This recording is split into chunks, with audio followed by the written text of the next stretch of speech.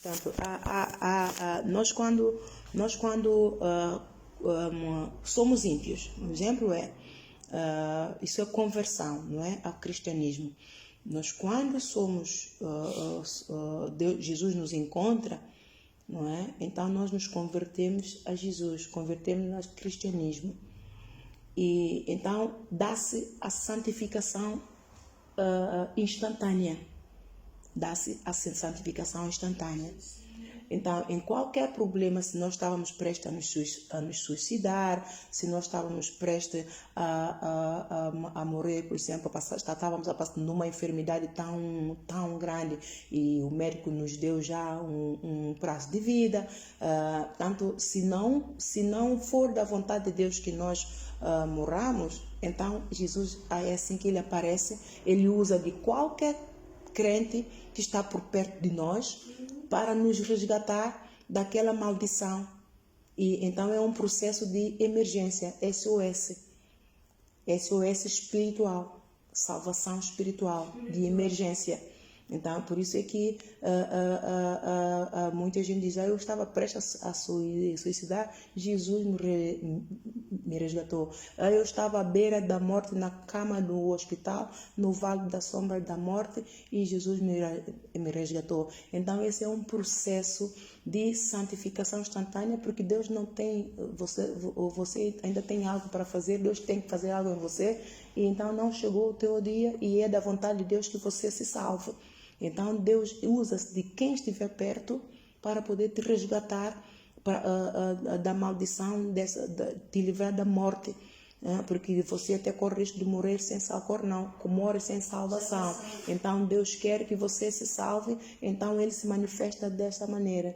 Então, depois de recebermos esta salvação, esta santificação instantânea, então nós temos que nos preocupar em dois processos, de dois tipos de pecado que são cruciais para a santificação progressiva. Primeiramente, temos que atentar para o pecado de maldição hereditária, são dos nossos antepassados, a começar pelos nossos pais, nossos avós e nossos bisavós. Por quê? Porque Deus visita a maldição na nossa vida, dos nossos pais até a quarta geração. Então, até nós, ela vem dos nossos pais, nossos avós, nossos bisavós. Então, nós já somos a quarta geração. Então, nós temos que examinar e ver, certificar se os nossos pais estão vivos. Então, saber minimamente o historial espiritual dos nossos antepassados. E quebrar essa maldição. Então é preciso que tenhamos um pastor realmente idôneo, íntegro, em que se possa confiar, não é? Então é ter um aconselhamento com esse pastor, para o pastor então iniciar o processo de libertação da maldição hereditária. Né? E saber também o teu problema, se você anda no caminho de idolatria, adora outros deuses e outro tipo, todo o pecado é idolatria e toda idolatria é pecado, assim diz o Senhor. Então, a idolatria não se cinge só a adorar outros deuses em termos de imagem. Nós muitas das vezes há pessoas que adoram muito o seu corpo e passam horas a ver espelhos, a pintarem-se, a pôr creme e a fazer exercício, a moldar o corpo, porque amam-se de toda forma. Isso é idolatra-se a eles mesmos. E há pessoas que idolatram muito os filhos, não é? Tudo é filho. Eu não posso ir à igreja porque meu filho, eu não posso ir porque meus filhos. Então isso é toda essa sorte de idolatria. Então é preciso nós atentarmos para esse tipo de pecado que nós temos e inverter os valores. Começarmos a deixar que a nossa mente seja renovada pela palavra, né? Então é a palavra que tem ali o papel crucial de lavar a nossa mente de tudo quanto é obra da imundícia do império satânico pela qual nós vivemos antigamente quando éramos ímpios, quando nós não conhecíamos Jesus. Então vivíamos de acordo com as leis e os mandamentos do império satânico, mas agora nos convertemos a Jesus, temos então que viver de acordo com a lei de Deus. Então é pela palavra que vai nos libertando, consoante nós formos ouvindo a palavra, não é? Ela vai nos libertando. E então é nesse processo de irmos ouvindo a palavra e irmos praticando a palavra e irmos mudando a nossa forma de viver de acordo e adaptá-la de acordo com a palavra de Deus. Então isso chama-se santificação progressiva. Então, dois tipos de pecado temos que ver: é o pecado da maldição hereditária e os nossos próprios pecados. Então, é muito importante que nós nos libertemos da maldição hereditária, porque a maldição hereditária tem uma forte influência nos nossos pecados. Porque muitas das vezes são as maldições hereditárias que nos levam a cometer certos pecados que nós cometemos na nossa vida presente. E nós queremos atingir certos alvos, mas há uma barreira, né? Há uma pedra de tropeço que é a maldição hereditária. Nós bem podemos tentar, mas nós não conseguimos avançar porque está ali essa maldição como se fosse uma pedra no nosso sapato. Então, de familiares, né? De familiares. E depois também não só nós, quando somos, é aquilo de toda a visão que Deus me deu, um espíritos imundo. Então eu confortavelmente e confidentemente eu digo, não é, em nome de Jesus, que espíritos imundos que nós não vemos, não é, que Deus me deu o privilégio de ver, eles semeiam joio em nós. Eles semeiam maldições, eles semeiam enfermidades em nós, eles semeiam pecado em nós. Nós, quando estamos a dormir, somos crianças, não é? Se nós não somos crentes, os pais também não sabem, põem crianças a dormir, não é? E é o que eu também fazia, eu nunca soube disso. Até agora, não é? Os meus filhos foram atingidos com setas inflamadas do maligno, semente de joio, enquanto dormia. Eu fui atingida com sementes de joio, todos nós somos.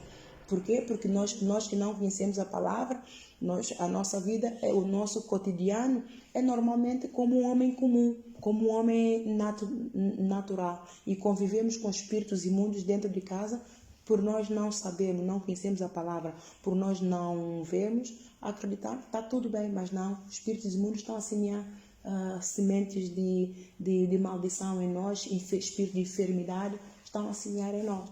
Né? Então, só quando nós nos convertermos é que Deus abre nos olhos do entendimento, arranca a cegueira espiritual, é que nós então começamos a entender e começamos a orar para nos libertar desses espíritos imundos. Sempre para isso, né? Exatamente, que nós ficamos libertados, né? Sim, nós ficamos depois libertos, não é? E ficamos mais leves. Hoje, a forma como eu me sentia a nível físico, a nível psicológico, eu me arrastava.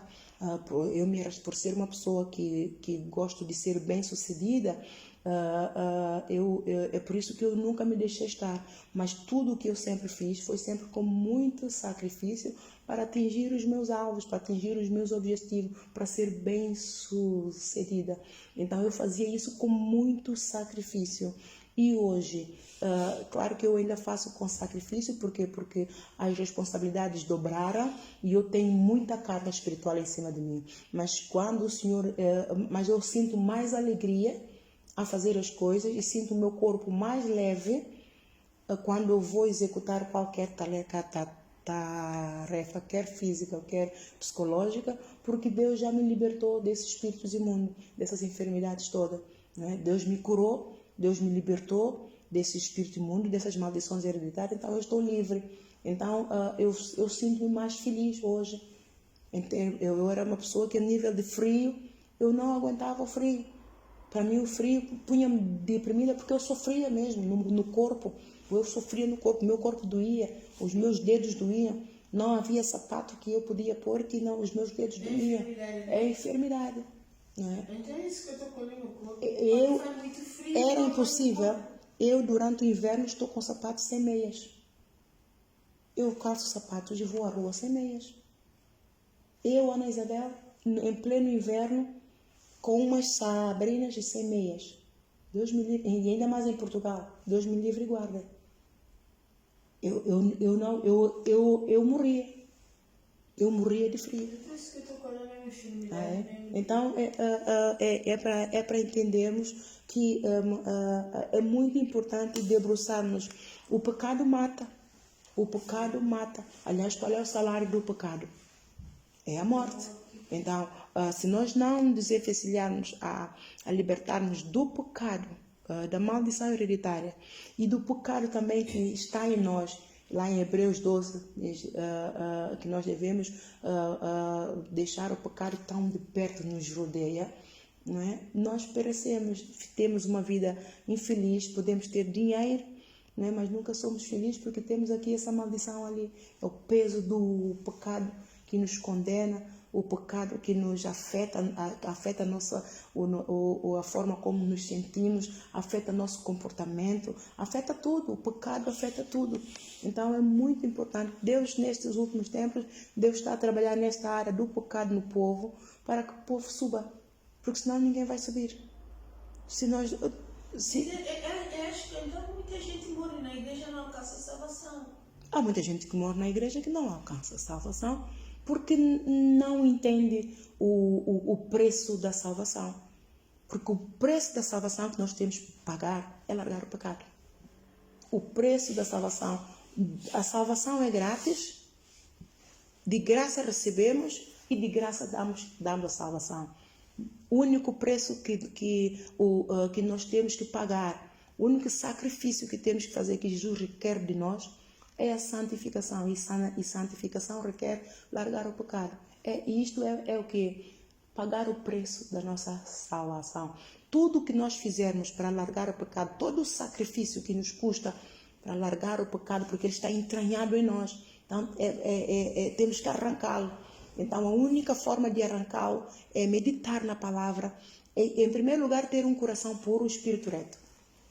Se você não tiver um coração puro, um espírito reto, e está determinada a levar uma vida santa com Deus, você vai ser sempre esse crente ioiô. Hoje decidiu deixar o pecado, mas amanhã volta ao pecado.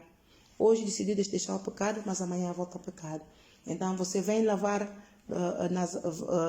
vem receber a unção de Deus, a pregação te libertou e você sai, hoje eu vou largar o pecado. Mas o pecado aparece da fonte, e porque vai aparecer e você tem a recaída. Né? Então isso quer dizer que você não tomou uma decisão informada, e não tem uma decisão informada acerca do preço da tua salvação, e não se determinou a libertar-se do pecado. É muito importante que para realmente termos direito à vida eterna, temos que debruçar-nos nestas duas maldições.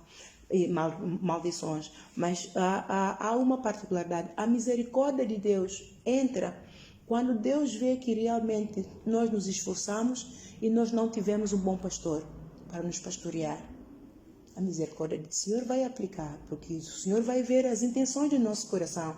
O Senhor vai ver, não, este meu filho, ele se esforçou, mas o pastor não ajudou. O pastor esteve mais preocupado com os interesses dele e não cuidou do rebanho. Né? O rebanho bem que vinha às reuniões, o rebanho meditava, mas o pastor não acompanhava as ovelhas para suprir as necessidades individuais de cada ovelha. É difícil, mas não é impossível. Né? Então, o pastor é que tem que criar estratégias de acordo com os servos que tem para acompanhar o povo e ter sessões de libertação, tal como faço aqui, não é? Pronto, então, basicamente é isto. Temos mesmo que debruçar-nos nestes dois. E isto é contínuo, isso chama-se santificação progressiva. Né? E quanto mais libertarmos do pecado, mais os olhos do nosso entendimento vão estar limpos, mais leves nós nos sentimos e menos peso de enfermidade nós nos sentimos. Não é? Menos peso de enfermidade sim sentimos e mais feliz somos. Você não se sente mais feliz? Muito. Então pronto. E nem é preciso que você me diga, porque Deus mostrou. Você aparece na tela só a rir e a comer. E antes era uma tristeza só. Eu dizia, ai Senhor, o que eu posso fazer para ajudar essa serva? Está sempre triste, está sempre cabisbaixo. Qualquer pessoa, eu pelo menos, a pessoa que eras tu no princípio da caminhada aqui, nesse Ministério Apostólico Arise and Shine, comigo, e a pessoa que você é hoje eu vejo que você é uma pessoa bonita. Não é? Eu tinha dificuldade em reconhecer, pelo menos no teu rosto, não é que me interesse que você seja bonita ou feia, mas não, é que o teu semblante era tão pesado, era tão carregado, que era até certo ponto era preocupante, porque a mim me dava a entender que você não queria estar aqui. Vá lá que os teus testemunhos provaram o contrário, que você estava sempre a dizer não, que você está a aprender, que você gosta, e eu provei que você gosta, porque você faça chuva, faça sol, esteja cansado ou esteja doente, você estava aqui. Mas só que o teu rosto, não é, a expressão do teu rosto e do teu corpo, não é, dizia-me o contrário. Dizia-me o contrário. E aquilo que Deus me mostrava provava mesmo que você estava num debate, até quando você abriu a boca e disse-me os dilemas que você estava a passar. O rei e o Senhor agiu e temos aqui uma nova criatura. Não é? Portanto, você nasceu de novo. Eu vejo que você nasceu de novo. Isso é verdade. Até fico falando as pessoas. Testemunho eu posso dar para a pessoa, né? Sim, pode. Testemunho para ela mesmo, né? Você tem depois de semana, ainda vai vir testemunho também de Xanina, não contei ela, né? Sim. Mas é para nós ter cuidado, né? Sim. Ele disse ela, Então é basicamente isso. Nós, quando nascemos de novo, genuinamente de novo, lá em João 3, Jesus diz: aquele que não nascer da água e do Espírito jamais entrará no reino dos céus. Não é? E nascer do Espírito é nascer genuinamente de novo. Não é? De novo. Então, quando nós genuinamente nascemos de novo, os nossos olhos do entendimento ficam abertos. Deus limpa nossos olhos. E entendemos melhor a palavra, entendemos mais, você entende mais a palavra, eu vejo uma diferença tremenda, não é? Você entende mais a palavra e isso alegra o meu coração, porque para mim são frutos do Espírito Santo, não é? Alegra o meu coração e motiva-me a trabalhar mais e melhor, não é? Então é basicamente isto. Eu deixo aqui este trecho para que os outros também se esforcem e tenham bom ânimo e busquem ao Senhor para a sua libertação e santificação progressiva em nome de Jesus. Força, tem bom ânimo. Josué, capítulo 1, versículo 8 e 9.